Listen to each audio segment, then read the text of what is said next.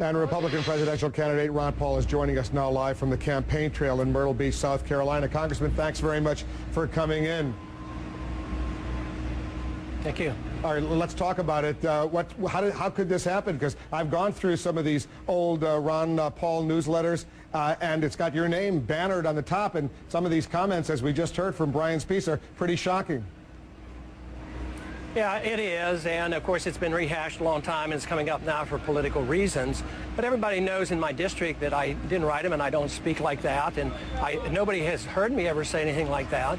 And I've been reelected time and time again, so everybody knows that I don't participate in that type of language. But the point is when you bring this question up, you're really saying you're a racist, or are you a racist? And the answer is no, I'm not a racist. Matter of fact, Rosa Parks is one of my heroes. Martin Luther King is a hero because they practice the libertarian principle of civil disobedience, nonviolence. Libertarians are incapable of being a racist because racism is a collectivist idea. You see people in groups. A civil libertarian like myself see everybody as an important individual. It's not the color of their skin that is important, as Martin Luther King said. What is important is the character of the individual. You know what is really interesting, though, and this might be behind this, because I, as a Republican candidate, probably am getting the most number of black votes and black supporters, and now that has to be undermined. And I do this because I attack two wars that blacks are suffering from. One, the war overseas. In all wars, minorities suffer the most. So they join me in this position I have against the war in Iraq. And what about the war on drugs? What other candidate will stand up and fight in the can and say, I would pardon all blacks, all whites, everybody who are convicted for nonviolent drug acts and drug crimes? And this is where the real discrimination is. Let me finish this because I got to get my message back, because you put the other message out. Now,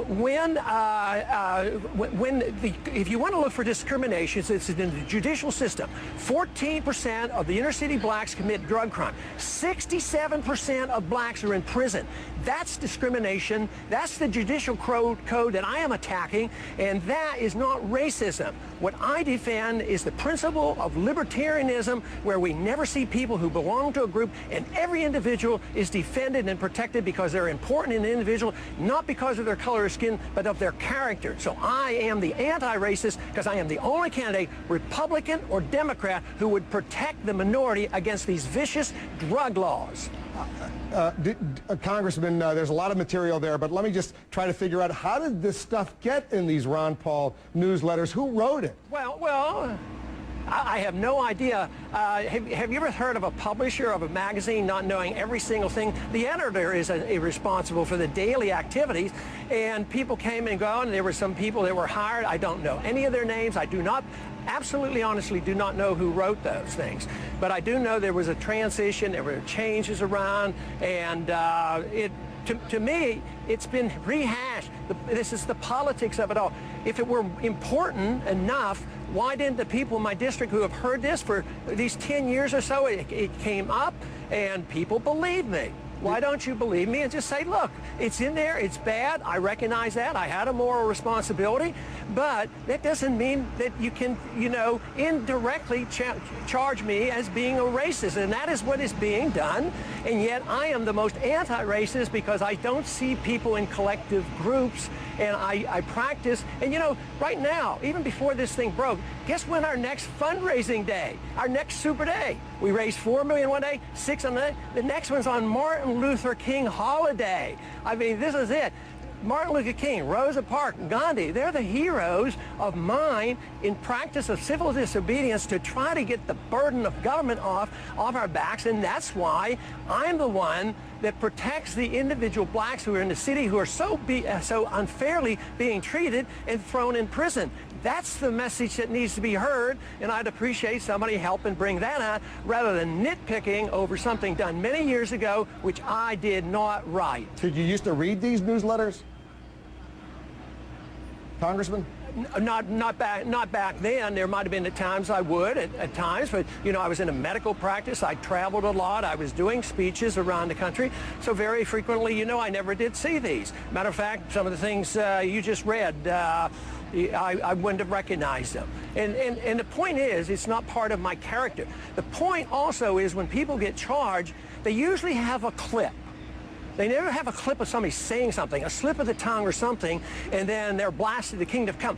Nobody has ever heard me say that. They know those are not my thoughts, and therefore the people have not rejected me in Texas. And in a way, this is a bit of a witch hunt. I know there's reason. I don't say that you're unjustified in asking the question, but you also have to think of the motivation behind this. And maybe this is part of the anti-Ron Paul deal. You know, I got excluded from the debates the other night, and maybe this is part knock down Ron Paul because he's gaining grounds with the blacks.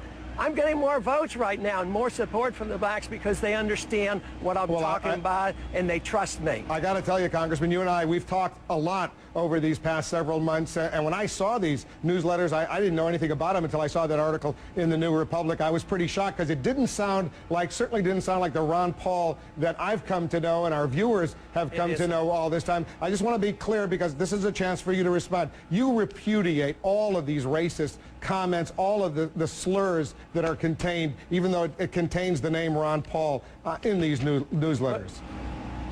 Well, the most important thing is anything I've ever said in my life has repudiated that for years and years and years. So I do repudiate everything that is written along those lines and what I heard tonight. And like I say, I've never read that before. If you asked me to dig up a copy of that, I wouldn't have the vaguest idea. That's how unimportant it was to me. But obviously it is important. It needs to be ironed out. In many ways, Wolf, I think I should thank you for bringing it about so I could clarify this and make sure everybody knew where I stood on this position, because it's obviously wrong.